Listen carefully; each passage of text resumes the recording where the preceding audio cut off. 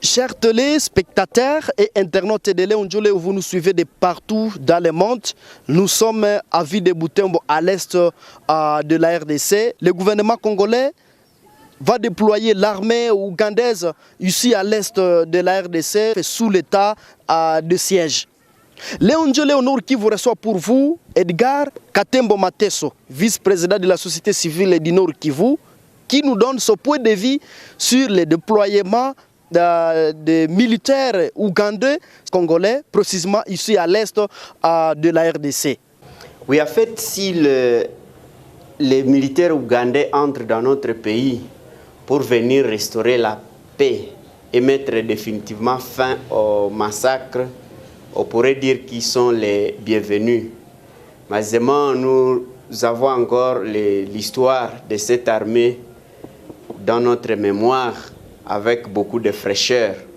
Nous nous rappellerons que pendant la période des rébellions, cette même armée était dans notre pays. Et d'ailleurs, dans la ville de Kisangani, ils se sont attaqués aux militaires rwandais qui étaient justement aussi en train de soutenir les rébellions. Il y a eu beaucoup de morts. Et même pendant cette période, il y a eu beaucoup de pillages des ressources naturelles de notre pays. Et les Ougandais sont repartis, en tout cas sans avoir réussi à mettre fin à ce phénomène des ADF, parce que c'était ça les préceptes. Et même les Rwandais n'ont pas mis fin au phénomène FDLR comme c'était les préceptes. Et voilà qu'ils doivent encore revenir pour la même situation. La question que nous nous posons, finalement nous aurons combien de militaires étrangers? Dès lors que nous savons qu'il y a des Tanzaniens, il y a des Malawites, il y a des Kenyans, il y a des Sud-Africains, il y a des Mozambiques, il y a plutôt des Népalais, il y a des Uruguayens, il y a des Indiens et beaucoup d'autres militaires étrangers qui sont en train de travailler au compte de la MONUSCO, soit comme contingent, soit comme FIB. Mais ils n'ont pas réussi à éradiquer ce phénomène ADF. La question que nous nous posons est celle de savoir quel miracle ils vont faire pour éviter la confusion que les militaires, les casques bleus de la MONUSCO ont toujours décrié. Et cette confusion qui consiste à retrouver les ADF avec les mêmes uniformes que les FARDC. Faudra-t-il d'abord retirer les FARDC du terrain, des champs de bataille, pour que les ADF soient à mesure, pour que les militaires ougandais soient à mesure d'identifier les ADF. Et là, c'est une question qu'on se pose parce que ce n'est pas encore défini. Une autre question qui n'est pas encore définie, c'est les délais. Ils viennent pour combien de temps? On se rappelle par exemple que la force Artemis était au pays pour une durée de 40 jours. Et à 40 jours, ils ont fini la guerre dans l'Ituri qui opposait les groupes ethniques qui étaient en conflit dans cette province, dans cette partie de notre pays.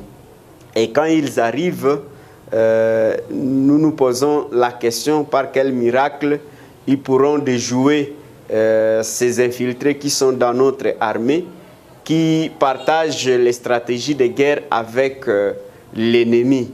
Et la question reste malheureusement sans réponse. Et entre-temps, nous savons que notre armée, c'est une armée forte. Malheureusement, une armée infiltrée. Pourquoi le gouvernement, le Parlement et la présidence n'ont pas voulu travailler sur cette exfiltration de notre armée, de telle sorte que le rende notre armée forte et efficace?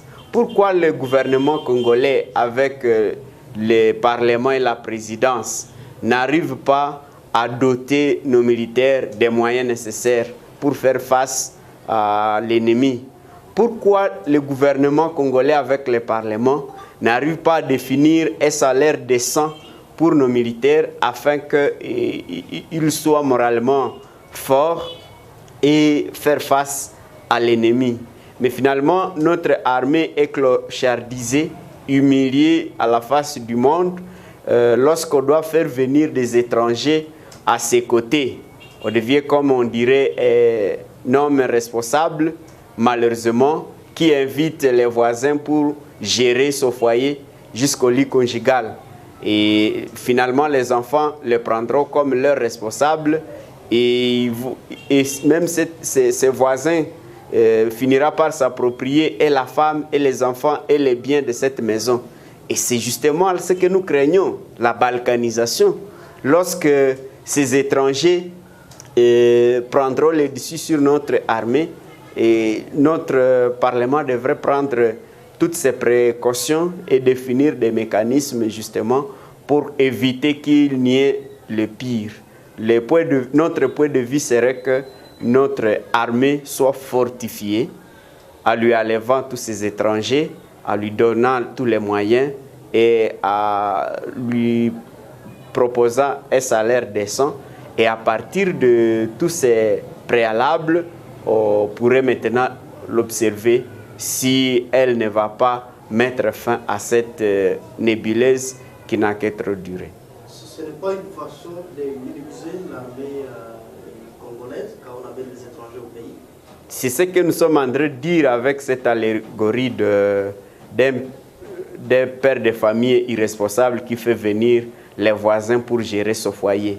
Et donc, notre armée est clochardisée, minimisée, humiliée à la face du monde parce qu'elle est finalement considérée comme incapable de finir même un petit groupe armé, des mouvements insurrectionnels, des petites rébellions qui s'infiltrent dans ce pays. Et pourtant, si on lui dote de tous ces moyens, si on arrive à mener toutes ces réformes d'exfiltration, nous aurons une armée à même de faire face à ces problèmes. On se rappellera par exemple qu'à l'époque de Mobutu, nous avions une armée qui était sollicitée partout. Mais tous ces pays qui sollicitaient notre armée ont compris finalement qu'on ne peut pas gérer la question de souveraineté d'un État avec l'armée étrangère. Mais nous, lorsque nous faisons venir tout le monde dans notre pays, finalement, toutes les armées du monde se retrouveront dans notre pays et nous allons nous retrouver sans armée. Et c'est ça l'humiliation qu'on impose à nos militaires congolais qui ne devraient pas mériter ça. L'important dans tout ça serait de mettre fin au massacre. Mais pourquoi les massacres n'ont pas pris fin avec la présence des FIB? Dès lors que l'on savait qu'il y a l'accord cadre qui autorisait justement les FIB à aller s'attaquer à l'ennemi avec ou sans notre armée congolaise.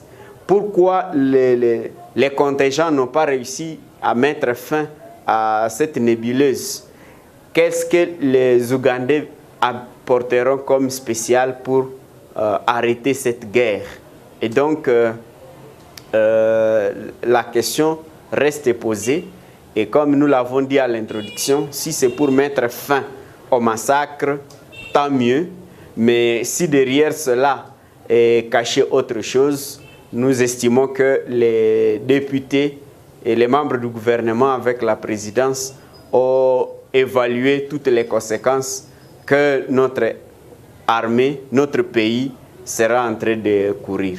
Donc, ce n'est pas une façon de mettre fin à l'état de siège au Nord Kivu, comme bientôt la 13e prolongation de l'état de siège. Ça n'a pas été dit, et d'ailleurs, il n'y a pas une loi qui dit pendant l'état de siège, si on fait venir une armée étrangère, on aura mis fin par les faits même à cet état de siège. Donc ça n'a pas été dit, et nous savons également que tout en sachant que les étrangers devaient venir, le gouvernement congolais venait de proposer une loi de prorogation qu'ils vont soumettre au Parlement.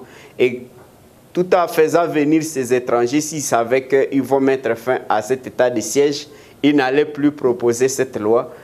qui sera incessamment voté au Parlement. Oui, les députés ont accepté volontairement que l'armée rwandaise, disons ougandaise, arrive au pays. Pouvons-nous dire que les députés n'ont pas bien raisonné par rapport à cette situation? D'ailleurs, il faut considérer que c'était leur demande. Plusieurs des députés disaient qu'eux sollicitent que les étrangers viennent.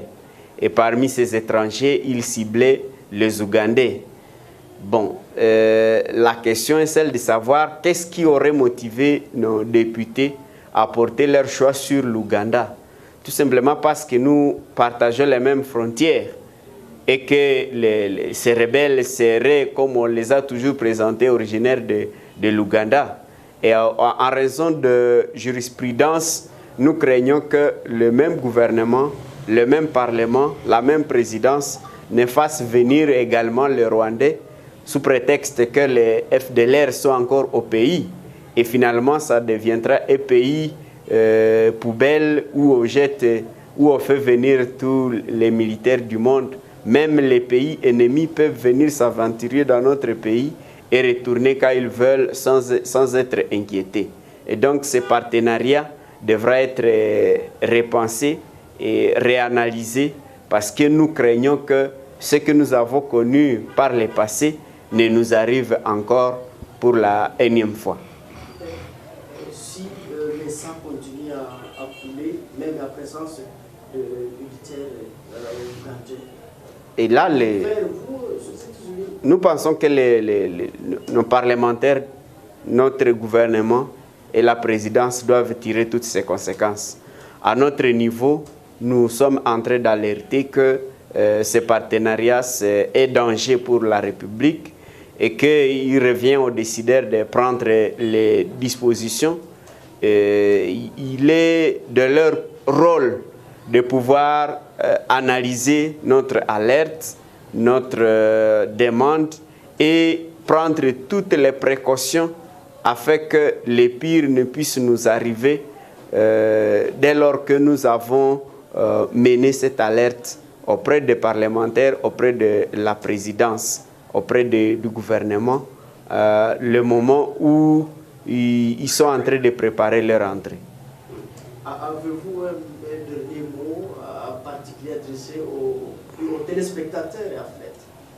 Oui, en fait, nous sommes en train d'exprimer notre inquiétude face à l'arrivée de cette armée.